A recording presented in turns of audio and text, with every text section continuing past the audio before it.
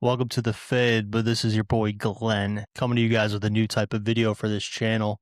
We're gonna do some whiskey reviewing, and we're gonna do some buy and sell, and then I'm gonna open it up to you guys to maybe suggest some segments for the future. The only two segments I'm gonna have this week are a little buy and sell and whiskey review action, but I'm looking to add maybe one or two more segments onto it. I'm gonna try to bring this to you guys. I'm gonna try to record these on Wednesday and bring them to you on Thursdays. So that's my plan moving forward. Let's hop into the whiskey review. This week, I got one I've never tried, actually. Colonel E.H. Taylor Small Batch. There's a little out of it, but it's because I've pre-poured the whiskey into the glasses. This one sent me back $60. I believe MSRP's 50. I got it for 60, which is about as cheap as I've seen it anywhere.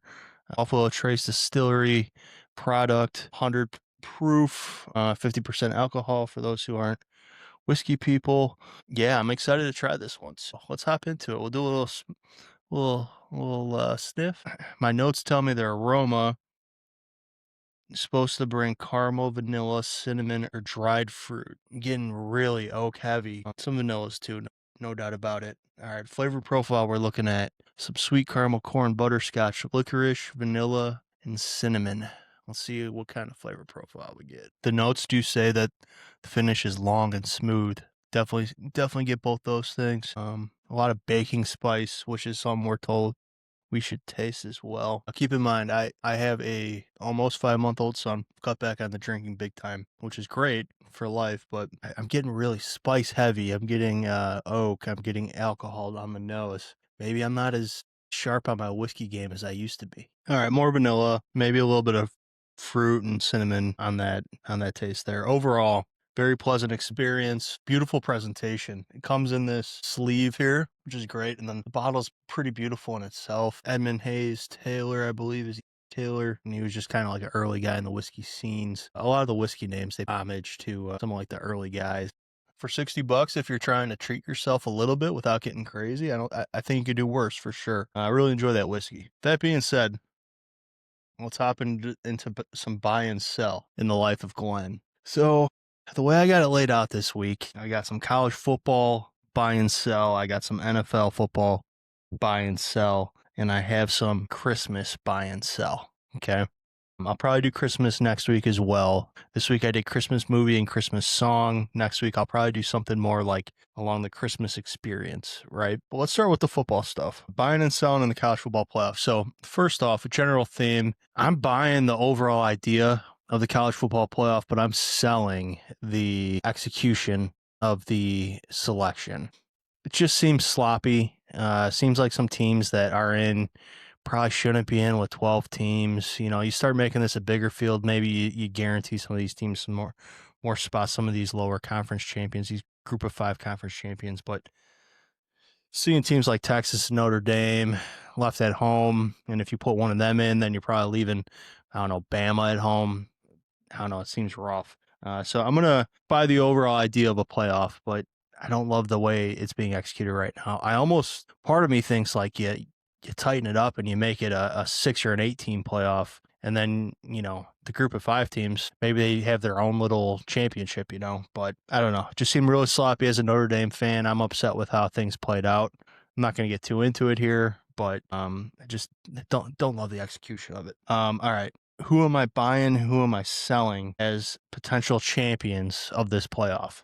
So first things first, I'll start out with my sell, and it's not because the team's not great. I love this team. It was great to watch them beat Ohio State, but I'm going to sell Indiana at their current odds. You know, it's hard to, I mean, I know that you're not going to have a letdown in the playoffs, so to speak, but you just have to feel like that Big Ten championship was momentous for their program. And then now they got to go and they got to accomplish a championship through a pretty tough path. It's looking like to me it's going to be, well, it's for sure Alabama or Oklahoma. I'm thinking probably Bama, and then Oregon or Texas Tech. Thinking probably Oregon, and then they'll either have, you know, any of the teams from the other side, but the other side's kind of a gauntlet. And I don't know if I see Indiana running a 3-game slate, and at plus 270, I think there's better value out there. So that brings me to my 2 buys. I got 2 buys in the college football playoff. I'm going to buy Georgia at plus 50. The SEC champ goes up against the winner of Ole Miss versus Tulane. Ole Miss loses Lane Kiffin to LSU. I think that's going to be a huge blow to their program. both in the long term and short term. And I think, I think they probably, escape the game with Tulane, but I think Georgia runs through them in the quarterfinal, and then they're probably going to have Ohio State, but it could be Miami or A&M. Whoever gets out of that quartet there is going to be battered and bruised. I think that's going to be an absolute dogfight, whoever wins that Ohio State game. And I think Georgia could be relatively fresh with not too many bumps and bruises. And I think they could take care of business against that game and go to the final. So I like Georgia at plus 550. The other team I like at plus 850 because I like their route as well. I like Texas Tech. Oregon haven't really beaten anybody this year. I like Texas Tech to maybe make the final on that half of the bracket. Plus 850. I like the value. Crazy defense, crazy. All right, in the NFL, who am I buying and selling for a future for a Lombardi Trophy? Both teams I picked this week are out of the AFC. Right now, I'm going to sell Buffalo at plus 850. Just feel like their defense is inconsistent. Their offense lacks some explosive passing options. I know their run game could be pretty strong, but in the playoffs, they're probably going to have to go up against one of the top defenses, whether that's New England, Houston, Denver. And I think those teams will be able to make Buffalo a little bit more one-dimensional. I don't like the way Buffalo matches up against any of those teams right now. Obviously, Josh Allen's a beast. James Cook's really good too. I personally like Sean McDermott, but 850, I think right now they're the favorite to come out of the AFC. Don't love the value there. The team I do like the value on, like the way their coach and quarterback are gelling lately, like the way their defense is playing. They're not one of the top defenses, but they're not a scrub defense either. I like Jacksonville plus 2,000. Don't tell me. I mean, I feel like Jacksonville can go toe to toe with any of these teams coming out of the AFC. I think plus 2,000 is great odds to win a Super Bowl. Would I be a little bit surprised? Sure, but I feel like that value's there. So Jacksonville plus 2,000 is what I like right now in the NFL. All right, the buy and sell when it comes to Christmas movies and Christmas songs. Start with my sell, and we'll end it on a high note. I'm gonna sell the movie How the Grinch Stole Christmas, the Jim Carrey one. I watched it last year with my wife, and I just didn't love it. A little uncomfortable, a little different. I'm gonna pass on How the Grinch Stole Christmas, the Jim Carrey version. I think there's better Christmas movies out there. And then the song I'm gonna sell, Last Christmas by Wham. We all know it. Last Christmas you gave me your heart, and the very next day you gave it away. You know that one? I don't know. We all know it, but none of us love it. I'm gonna sell it. Last Christmas by Wham. You're out of here. Now it's my buys on the Christmas movies and songs. I'm always gonna buy Christmas Vacation. You got Cousin Eddie. You got the scene with the tree getting lit on fire. I mean, you got Clark losing his mind when he doesn't get his bonus. You got Alan Griswold, who's an absolute smoke. Love that movie. Christmas Vacation.